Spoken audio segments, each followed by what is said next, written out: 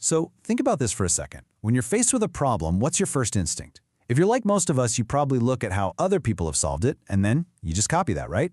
We tweak it, we make little improvements, but what if the original solution was built on a shaky foundation to begin with? Today, we're going to dig into a much more powerful way to think, a method for completely dismantling problems to their absolute core and rebuilding them from the ground. All right, so here's what we've got on tap. We're going to start by comparing two totally different ways our brains tackle problems. Then, we'll lay out a simple framework for real innovation. After that, we'll see it in action by deconstructing a rocket ship, of all things. Then we'll figure out when this is the right tool for the job, and finally, how you can actually start using it yourself. You know, to really get a handle on first principles thinking, we've got to start with what it's not. And that means taking a hard look at the mental shortcut our brains just love to take pretty much all the time. Okay, so on one side, you've got reasoning by analogy. This is our brain's default mode. It's quick, it's easy, we see a new problem, we think, hey, this kind of looks like that other thing, and we just adapt the old solution. It's great for making small, steady improvements. But then, on the other side, you have first principles thinking. This is all about breaking things down. It's slower, for sure, and it takes way more mental energy. But this is where the massive, world-changing breakthroughs come from. And you really can't talk about this idea today without mentioning Elon Musk. He often calls it a physics way of thinking, and this quote just nails the two-part process. First, you boil everything down. Then, you reason back up. It's all about finding out what is absolutely fundamentally true, no matter what everyone else is doing or what the convention is. So let's be clear. This isn't just some vague idea. It's a very specific process. You take a big, complicated problem, and you just keep breaking it down piece by piece until you're left with the absolute fundamental truths, the things you know are true and can't be broken down any further. They call these axioms.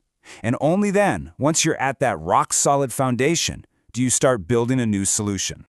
Okay, so how do we take this cool concept and actually make it a tool we can use? Well, let's build out the framework that you can apply to almost any challenge you're facing. Think of these 3 steps as your engine for innovation. First, you deconstruct. That means you identify every single assumption you have about the problem and you challenge it. Second, you isolate the fundamental truths. What are the absolute, non-negotiable facts here? And third, you reconstruct. You build a brand new way forward from that solid foundation, completely ignoring how it's always been done. Theory is great and all, but let's see this thing in action. And honestly, there's no better case study out there than the one that was literally aiming for the stars. So when Elon Musk got serious about going to Mars, he ran headfirst into this gigantic wall. Rockets were ridiculously expensive. I mean, the entire aerospace industry just operated on this one deeply held assumption. And this is reasoning by analogy in its purest form. For decades, rocket companies would just look at the price of existing rockets and try to make theirs a little bit cheaper or a little more efficient. The astronomical cost was just a given. It was the starting point for everyone. But Musk just didn't accept that. He refused to play the analogy game. Instead, he asked a question that was so simple it was almost profound. He deconstructed the entire problem down to its most basic physical parts. So his team went and figured out the actual market price for all the stuff that goes into a rocket. The aerospace-grade aluminum, the titanium, copper, carbon fiber, and when they added it all up, an absolutely staggering truth came to light. The raw materials, the actual stuff of the rocket, made up only 2% of the final price. The other 98% wasn't in the what, it was all tied up in the how. And that right there shows you the incredible power of this method. The real obstacle wasn't some law of physics or the cost of metal. It was just decades of inefficient processes and old habits. By figuring that out, SpaceX was free to rebuild the entire manufacturing process from scratch. And in the end, they cut the cost of getting to orbit by a factor of 10. So this is obviously a crazy powerful tool, but it's also a lot of work. You're not going to use it to decide what to have for lunch. So the real question is, when should you put in the energy to think this way? It really just comes down to your goal. If you want to make something that already exists a little bit better, a little faster, or a little cheaper, reasoning by analogy is perfect. It's the engine of iteration.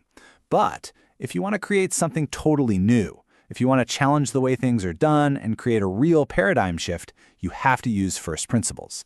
That's the engine of true innovation. And it's not just for rockets, not by a long shot. You see it everywhere. Jeff Bezos used it at Amazon. He reasoned from the first principle that customers will always want lower prices, more to choose from, and faster shipping. So he built a whole company around those truths. Physicists used it to understand the hydrogen atom, when old analogies to planets orbiting the sun just weren't working. It's a cornerstone for anyone trying to build something new that lasts. Now, adopting this way of thinking isn't just about learning a new trick. It's about fighting against our own mental habits. So let's talk about why it's so hard, and more importantly, how you can get started. The answer is actually pretty simple. It's hard work. Our brains are literally wired to save energy, and they do that by using analogies and mental shortcuts. Thinking from first principles takes a ton of curiosity, real intellectual effort, and frankly, the courage to question things that everybody else just accepts as true. And there is a real danger here you need to watch out for. You can get so caught up in deconstructing and analyzing that you just go down a rabbit hole and never actually build anything. The goal isn't to know everything perfectly.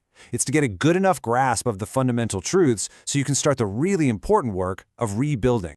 So here's the big takeaway. The goal isn't to apply this to every little thing in your life. It's about applying it to the things that really matter. So start small. Pick one area, maybe at work, maybe a personal project. Find one belief, one assumption, one process that's just the way it's always been done. And just ask that one simple question. What is fundamentally true here? You might be absolutely amazed by what you discover.